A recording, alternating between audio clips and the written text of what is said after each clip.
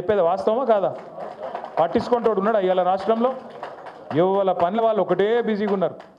చందానగర్లో మొన్న పొద్దున పూట, మనకి ఎక్కువ దూరం కూడా కాదు, 4-5 కిలోమీటర్ల అవతల చందానగర్లో పొద్దున పూట బంగారం షాప్ మీద పడి దొంగలు తుపాకులు పట్టుకొని ఆయనతో దోసుకొని పోయారు. చూసిరా టీవీలలో లేదా? ఇలా పట్టించుకుంటోడు లేడు హైదరాబాద్లో. భయం లేదు, భక్తి లేదు. ఎందుకంటే వీళ్ళే దోసుకోవట్రు, దండుపాలెం బ్యాచ్ లెక్క వీళ్ళే మోపైన. ఇక వాళ్ళకు ఇంకోటి దొంగ ఎందుకు భయపడతాడు? చిన్న దొంగ పెద్ద దొంగ. చిన్న దొంగలు పెద్ద దొంగకు భయపడతారా? అందుకే ఇవాళ డే లైట్ మర్డర్స్ అవుతున్నాయి. క్రైమ్ రేట్ 41% పెరిగింది. సీసీ కెమెరాలు పనిచేస్తలేవు. ఆఖరికి గల్లీలో పెట్టిన లైట్లు పనిచేస్తలేవు, బుగ్గలు పనిచేస్తలేవు. కింద పొక్కలు పడితే పొక్కలు ఊడ్చేటోడు కూడా లేడు, పట్టించుకున్నోడు లేడు. వీళ్ళట జూబ్లీ హిల్స్లో మాగంటి గోపీనాథ్ ఆశయాలు మేము కొనసాగిస్తాం, మేము ఇది చేస్తాం అది చేస్తాం అన్న చెప్పింది, సుధీరన్న చెప్పింది కరెక్ట్. రేపు తెల్లారి ఎలక్షన్ అయిపోయిన తెల్లారి నవంబర్ మాసం తర్వాత ఇవాళ మీ ఇండ్ల చుట్టూ తిరుగుతున్న ఈ కాంగ్రెస్ నాయకులు ఒక్కడంటే ఒక్కడు మళ్ళీ అడ్రస్ కూడా లేకుండా వారిపోతారు, ఫోన్ నెంబర్లు కూడా మార్చుకుంటారు. ఇది జరగకపోతే నన్ను పట్టుకోవాలని చెప్పి నేను కోరుతా ఉన్నా. ఒక్క మనిషి కూడా మళ్ళీ కనబడాడు. మళ్ళీ చివరికి మిగిలేది గిదే గులాబీ కండువా, గిదే గులాబీ దండు, గిదే టీఆర్ఎస్ సైన్యం, కేసీఆర్ సైన్యం, కేసీఆర్ బలగం తప్ప ఎవరు కూడా మిగిలరు, కనబడరు. మళ్ళా హైదరాబాద్ ప్రజలతోని మళ్ళా కలిసిమెలిసి ఉండేది, మళ్ళా కొట్లాడేది, సమస్యల పరిష్కారానికి ముంగట పడేది మన పార్టీ తప్ప వాళ్ళతో కాదు. ఒకటి యాద్ చేసుకోండి, 2014లో రాష్ట్రం వచ్చింది. అప్పుడు వెంగళరావు నగర్ డివిజన్లో, మధురా నగర్లో, అట్లాగే మీ దగ్గర ఉండే ఇంకా ఇతర బస్తీలలో, రేమత్ నగర్లో, ఇంకా జవహర్ నగర్, యాదగిరి నగర్ అంతటా కూడా ఆ రోజుల్లో కొన్ని అనుమానాలు ఉండే.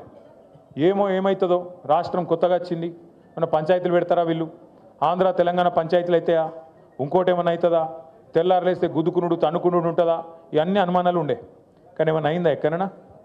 ఎవరినైనా కనీసం గొడవలు, పంచాయతీలు, గుద్దుకునుడు తన్నుకునుడు కాదు, కనీసం ఒకరినొకరు ఎవరైనా గిచ్చుకున్నారా? కనీసం 10 ఏళ్ళు ఎంత భద్రంగా ఉండే తెలంగాణ, 10 ఏళ్ళు హైదరాబాద్ ఎంత సురక్షితంగా ఉండే కేసీఆర్ గారి నాయకత్వంలో, అదే ఇవాళ ఎట్లయింది? లైట్లు పనిచేయాయి, బుగ్గలు పనిచేయాయి, పొక్కలు ఊడిచేటోడు లేడు, డే లైట్ మర్డర్స్ అవుతాయి, డే లైట్ల జ్యువెలరీ షాప్ల మీద వాడు దోసుకుంటారు, ఆడపిల్లల మీద అత్యాచారాలు పెరుగుతాయి. మొత్తం 41% క్రైమ్ రేట్ హైదరాబాద్లో పెరిగింది. నిన్న మీరు వార్తలు చూడండి ఇవాళ పేపర్లలో, 3 కొట్టుకపోయిన వర్షాలలో, 3 కొట్టుకపోయిన వర్షంలో.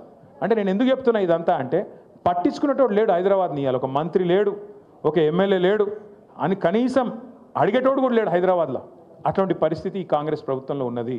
జిమ్మెదారు గల ప్రభుత్వం అయితే, నిజంగా బాధ్యత గల ప్రభుత్వం అయితే, ఇట్లాంటి వర్షాలు పడుతున్నప్పుడు సీరియస్గా పెద్ద ఎత్తున ఇబ్బందులు ఉన్నప్పుడు ప్రజలకు ఒక 3 మంత్రులను జూబ్లీ హిల్స్ ఎలక్షన్లో పెట్టుడు కాదు, 3 మంత్రులను హైదరాబాద్ మొత్తంలో పెట్టి ఎక్కడ సమస్య ఉంటే అక్కడ పోయి పరిష్కారం చేస్తే ఒక గది ప్రభుత్వం అవుతుంది.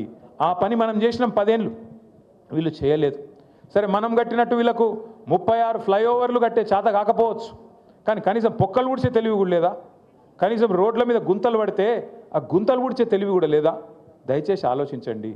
నేను మిమ్మల్ని కోరేది ఒక్కటే, ఇవాళ మీరందరూ కూడా 56 బూత్లకు సంబంధించిన బూత్ కమిటీ సైనికులు ఇక్కడ ఉన్నారు. మీ అందరితో నా ప్రార్థన ఒకటే, మళ్ళీ కేసీఆర్ గారే రావాలి అనే మాట ఇవాళ హైదరాబాద్లో కాదు, ఇవాళ రాష్ట్రంలో ఉండే ప్రతి వర్గం నుంచి ఒక్కటే మాట వినబడతా ఉన్నది. అప్పుడే మంచిగుండే, తిరిగి కేసీఆర్ గారిని తెచ్చుకోవాలనే మాట వినబడతా ఉన్నది. అందుకే నేను మిమ్మల్ని కోరేది ఒకటే, కేసీఆర్ గారు తిరిగి మళ్ళీ రాష్ట్రానికి నాయకత్వం వహించాలి అంటే ఆ జైత్రయాత్ర మీ జూబ్లీ హిల్స్ నుంచే మొదలు కావాలని చెప్పి నేను కోరుతా ఉన్నా. మీ వెంగళరావు నగర్ డివిజన్ నుంచే మొదలు కావాలని నేను కోరుతా ఉన్నా. यहीं से शुरू होना अपनी जीत की जो सिलसिला है, यहीं से शुरू होना है. क्योंकि आज हर कोई चाह रहा, आप कोई ऑटो चलाने वाले हमारे भाई से पूछो, क्या हालत है रे भाई, क्या हालत है, बर्बाद हो गया ना भाई, क्या करें. मैं 2-4 महीने पहले मैं आ रहा था कहीं असेंबली से, मैं पार्टी ऑफिस आ रहा था. आते आते बीच में वो बंजारा हिल्स के पास रेड लाइट आया तो रुक गया मैं. इतने में मेरे बगल में एक ऑटो आ गया. ऑटो वाला सलाम बोला, मैं भी सलाम भाई बोला. बोलते ही उन्होंने बोला, साहब एक बार शीशा नीचे करो. मैं शीशा नीचे कर लिया. बोला सलाम, मैं फिर से बोला सलाम. क्या नाम है? बोला महमूद. बोला महमूद भाई क्या हाल है? क्या हाल है साहब? बर्बाद है. मैं बोला बर्बाद क्या हुआ? क्या है साहब, पूरा धंधा कारोबार ख़त्म, कहीं भी रोटेशन में पैसे नहीं है. एक तरफ रियल एस्टेट ख़त्म हो गया, एक तरफ हमारा कारोबार ख़त्म हो गया. कहीं भी देखो आप, आज कोई नहीं है साहब.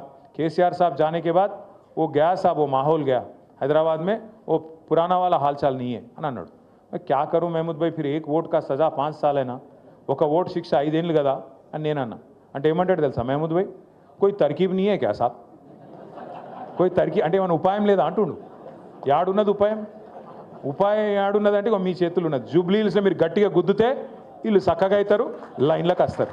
ఇచ్చిన హామీలన్నీ నిలబెట్టుకోవాలంటే మీరు జూబ్లీహిల్స్ లగాయించి మంచిగా పిడికిలు బిగించి కడుపులోకి వెళ్ళి గట్టి గుద్దుతే అన్ని చక్కగా వెళ్తాయి.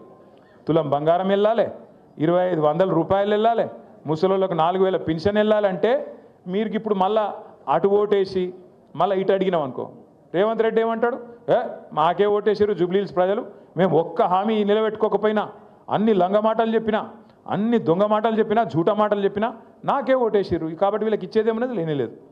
కానీ రేవంత్ రెడ్డిని అని తప్పులేదు.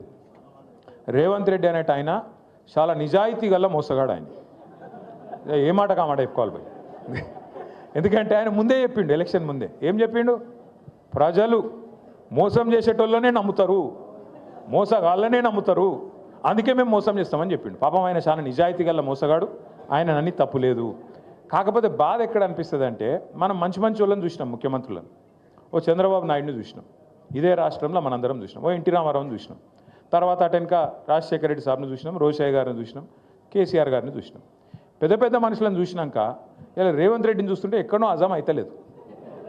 ఏమిటికంటారా, నాకేం పగలేదు, పంచాయతీ లేదు, ఏమిటికంటారా? ఎవడన్నా ముఖ్యమంత్రి నేను సెక్రటేరియట్లో లంకె బిందెలు ఉంటాయని కొని వచ్చిన భయ్, లంకె బిందెలు ఉంటాయి సెక్రటేరియట్లో. లంకె బిందెల కోసం ఎవడు తిరుగుతాడు? అర్ధరాత్రి తువాలలు కప్పుకొని తటపారలు పట్టుకొని తిరిగేది దొంగలు. ఎవడన్నా ముఖ్యమంత్రి లంకె బిందెలు ఉంటాయంటాడు సెక్రటేరియట్లో, గట్లు ఉన్నాడు ఈయన. రెండోది నేను అడుగుతా, ఇప్పుడు ఈ అర్రల ఈ రూమ్లో ఎవరన్నా అప్పు లేని వాళ్ళు ఉన్నారా? అప్పు ఖర్జా నీ సో ఆద్మీ కోయి హై యాపే హై తో హాత్ ఉఠా. అప్పు లేని వాళ్ళు ఎవరు ఉన్నారమ్మా? దేదీపి అని ఉన్నదా లేదా? అప్పు ఉన్నది. మీ లేడీ సింగం కూడా అప్పు ఉందంట. సబ్కే పాస్ అప్పు. అప్పు లేని వాళ్ళు ఎవడు ఉన్నాడు? మా సుధీర్ అన్న కూడా ఉంది అప్పు. ఎందుకంటున్నా అంటే వెంకటేశ్వర స్వామి గుడి ఉంది రాబాయి, మా వాళ్ళకి లేక దేవుని గుడి ఉంది. కరెక్ట్ చెప్పిండు మా తమ్ముడు. అయితే ఎందుకు చెప్తున్నా అంటే, అప్పు అందరికి ఉంటుంది, కానీ ఏం చేస్తాం మనం? అప్పు హైతోవి, కర్జా హైతోవి, లోపల బనీన్కు పొక్కలున్నా మీదికెళ్ళి మాత్రం కడక్ అంగి వేసుకుంటాం, బయటికి మాత్రం షాన్ మే ఫరక్ నే అని అన్నట్టు తిరుగుతాం. ఎందుకు తిరుగుతాం? మళ్ళీ ఎవడన్నా అప్పు ఇవ్వాలంటే ఇవన్నా వద్దా? ఇవ్వాలన్నా లేదా? ఇవ్వాలి మరి, అందుకే తిరుగుతాం అట్లా. కానీ ఈయన ఎట్లున్నాడు ముఖ్యమంత్రి? ముఖ్యమంత్రి అంటేనే కుటుంబానికి పెద్ద. ఈయననే తెల్లారి మార్కెట్లో పడి నా రాష్ట్రం దివాలా తీసింది, నా రాష్ట్రం సంకనాకిపోయింది, నా రాష్ట్రం మొత్తం ఎయిడ్స్ పేషెంట్ అయిపోయింది, నా రాష్ట్రం క్యాన్సర్ పేషెంట్ అయిపోయింది, నేను ఢిల్లీకి పోతే నాకు ఎవడు అపాయింట్మెంట్ ఇస్తలేడు, నాకు అపాయింట్మెంట్ ఇస్తే చెప్పులు ఎత్తుకపోతాడేమో అని భయపడుతుర్రు, ఇట్లా మాట్లాడతాడు ఎవడన్నా ముఖ్యమంత్రి? గీననట మన జూబ్లీహిల్స్ని ఉద్ధరిస్తారట, హైదరాబాద్ను ఉద్ధరిస్తారట. మీరు ఆలోచన చేయండి, గిసొంటి ముఖ్యమంత్రిని ఎవరైనా చూసినామా? ఇంకోటి అప్పు ఉందనుకో, ఇప్పుడు నేను సుధీర్ అన్న కాడ 1 లక్ష రూపాయలు అప్పు తీసుకున్నా అనుకో, చెప్తా నేను ఏం చెప్తా అన్న, ₹1 మిత్తి ఇస్తా, నాకు 6 నెలల్లో వాపస్ ఇస్తా అని చెప్తా. ఏదో వెళ్ళలేదు నాకు. సుధీర్ అన్న ఫోన్ చేస్తుండే 6 నెలల తర్వాత, ఏమైనా భయ్ ఇస్తలేవు అని. 2 సార్లు ఫోన్ ఎత్తుతా, 3 సార్లు ఫోన్ కట్ చేస్తా, I'm not accessible, not reachable అని పెడతా. పెట్టినాక ఓ రోజు సుధీర్ అన్న వచ్చి పట్టుకుంటాడు, అరే దొరుకుతలేవు ఏం సంగతి రాబాయ్ అని పట్టుకుంటాడు. పట్టుకున్నాక ఏం చేయాలి నేను? అరే కాదన్న దండం పెడతాను, ఏమనుకోక జర వెళ్తలేదు, ఇంకో నెలాగి ఇస్తా అని చెప్తా. కానీ ఈ ముఖ్యమంత్రి ఎట్లున్నాడు తెలుసా? ఎలక్షన్ల ముందు వాగ్దానాలు చేసినావు కదా, అడ్డమైన వాగ్దానాలు ఇచ్చినావు కదా, మరి ఏమాయబాయి నిలబెట్టుకుంటలేవు అని మేము అడిగితే ఏమంటుండే తెలుసా? ఏం చేస్తారు, నన్ను కోసుక తింటారా? కోసుక తినడానికి నువ్వేమన్నా సేపువా మామిడికాయవా? ఎవడు కోసుక తింటాడు, ఏం కోసుక తింటాడు అంటే గంత గిట్లాంటి మాటలు మాట్లాడే ముఖ్యమంత్రి నా జీవితంలో అయితే నేను చూడలే. పెద్ద పెద్ద వాళ్ళని చూసినాం, మంచి మంచి వాళ్ళని చూసినాం, ఇసొంటోని ఎప్పుడు చూడలే. మరి ఇసొంటోని చేలగాళ్ళు అందరూ వచ్చి వెంగళరావు నగర్ చుట్టుముట్టి మేము ఉద్ధరిస్తాం, మేము ఇది చేస్తాం అంటే అసలుడే సక్కగలేడు. మీరేం చెప్తారు నాకు అర్థం కాదు. తుమ్మల నాగేశ్వరరావు ఏం చెప్తాడు, పొన్నం ప్రభాకర్ ఏం చెప్తాడు, వివేక్ ఏం చెప్తాడు, వాళ్ళతో ఏమవుతుంది, ఊదుగాలది పీరి లేవది, ఏది కూడా జరగదు. ఎలక్షన్ తెల్లారి ఒక్కడు కూడా పత్తు ఉండడు. మళ్ళా మిగిలేది గిదే గులాబీ కండువా హైదరాబాద్లో తప్ప మళ్ళీ ఎవడు అడ్రస్ కూడా దొరకడు కాంగ్రెస్ వాడు, యాది పెట్టుకోండి.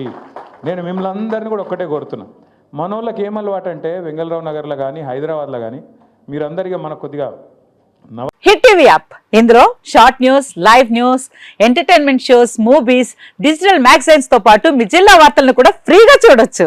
అంతేకాదు కేజీ నుంచి పీజీ వరకు విద్యార్థులకు స్కాలర్షిప్ కూడా అందిస్తున్నాం. ప్రతి వారం 10 మందికి లక్కీ డ్రా ద్వారా ఒక్కొక్కరికి 10,000 రూపాయలు అందిస్తున్నాం. ఇంకెందుకు ఆలస్యం, వెంటనే హిట్ టీవీ యాప్ ని డౌన్లోడ్ చేసుకుని ఫ్రీగా ఎంటర్టైన్మెంట్ పొందండి. Hit TV app. Hit TV app. Please download Hit TV app. Hit TV యాప్ని ఫ్రీగా డౌన్లోడ్ చేసుకొని ఎంజాయ్ చేయండి. మీకు నచ్చిన ఎంటర్టైన్మెంట్ కోసం హిట్ టీవీ యాప్ ని ఫ్రీగా డౌన్లోడ్ చేసుకుని ఎంజాయ్ చేయండి. హిట్ టీవీ యాప్ని డౌన్లోడ్ చేసుకుని ఆస్వాదించండి, ఆశీర్వదించండి. ఇంతమంది సెలబ్రిటీలు హిట్ టీవీ యాప్ ని డౌన్లోడ్ చేసుకోండి అని చెప్తున్నారంటే ఎంత మంచి యాప్ ఆలోచించండి. అమెరికా అమెరికా అమెరికా అమెరికాలో చదవాలనుకునే వాళ్ళకి విశ్వసనీయమైన పేరు మన శౌర్య కన్సల్టెన్సీ. UK లో 1 year masters. UK లో 1 year masters. 2 years work permit up to 5 years visa. Contact Saurya Consultancy. Contact 89851 89851.